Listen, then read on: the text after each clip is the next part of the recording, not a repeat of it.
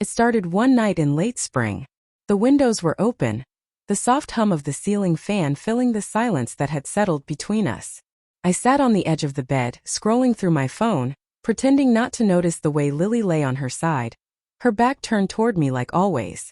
That distance, both physical and emotional, had grown into something heavier than silence. For months, maybe even years, I'd been the one to reach out. The one who tried to hold her, to remind her that we were more than two people sharing bills and a roof. But lately, every time I tried, she'd sigh, roll away, or say she was tired. At first, I thought it was just stress. Then I started to wonder if it was me.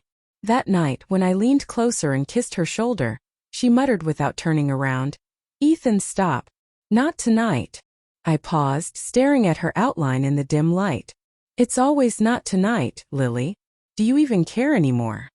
Her response was a quiet laugh, a sharp, bitter one. "You sound pathetic, Ethan. You're begging for attention. Maybe if you acted like a man instead of whining all the time, I'd feel something." Her words hit me harder than she probably expected.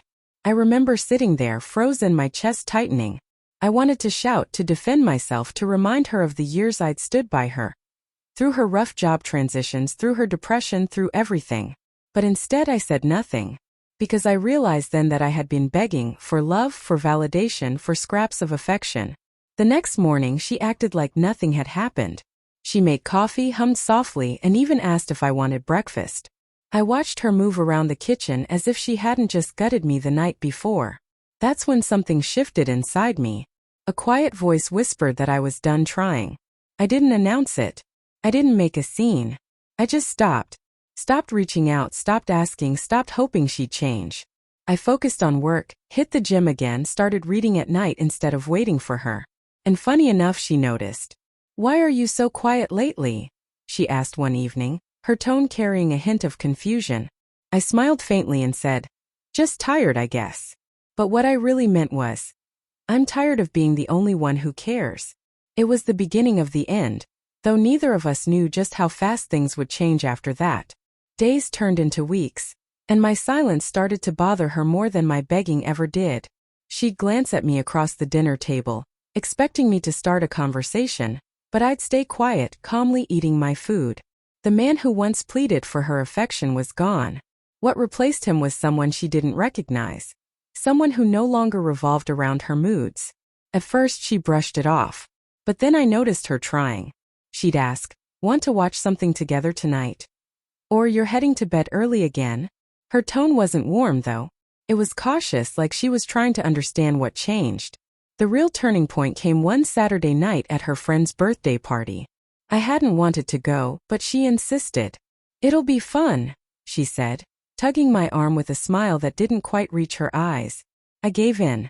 The place was packed, music low and laughter spilling from every corner. I stayed near the bar, nursing a drink, while she mingled with her friends.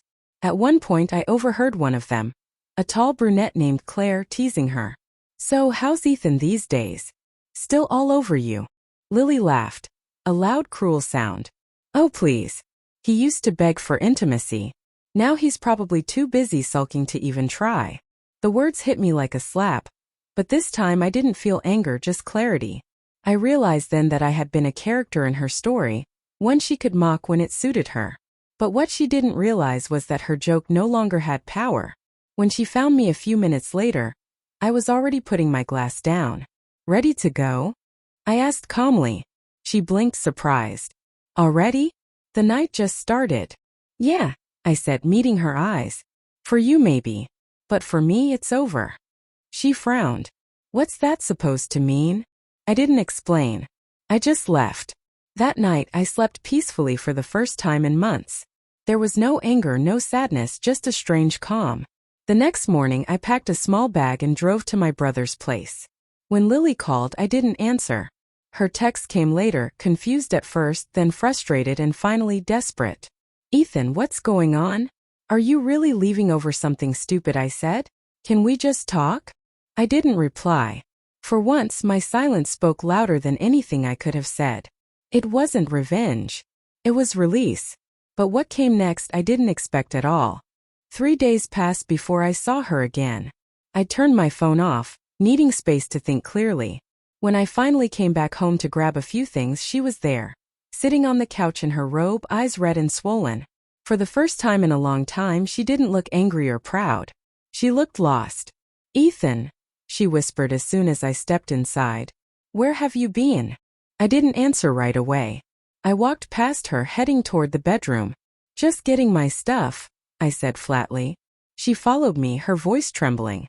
"You're not really leaving, are you?" I know I said some awful things, but I didn't mean them. I was just mad. I turned, meeting her eyes. "No, Lily. You did mean them. You've meant every word you've said for months. You made me feel small, unwanted, pathetic. And the worst part is, I believed you." Her lips quivered. "Ethan, please don't do this. I messed up. I know I did." I sighed. "It's not about one night or one comment. It's about every night I tried to love you, and you made me feel like a burden. You mocked me to your friends. You called me weak for wanting connection. I'm done begging for something that should have been ours to begin with." Tears filled her eyes. She stepped forward, reaching out to touch my arm, but I stepped back.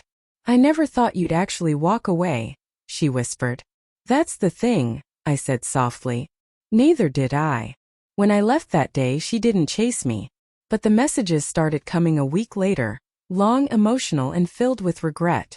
I can't stop thinking about you. I hate myself for what I said. Please, can we try again?" I didn't reply to most of them. I'd already started living differently. Running every morning, reconnecting with friends, even smiling again. I'd found peace in the quiet I once feared. One night, months later, she sent a final message. "You were right. I treated you like a fool because I didn't realize how much I'd already lost." I stared at the screen for a long moment before deleting the message. Not out of spite, but closure. Because by then I had learned something powerful. When you stop begging for love, you make room for self-respect. And sometimes the sweetest revenge isn't anger or payback. It's peace. She mocked me once for begging for intimacy, but now she's the one reaching for something that no longer exists. And I've never felt freer.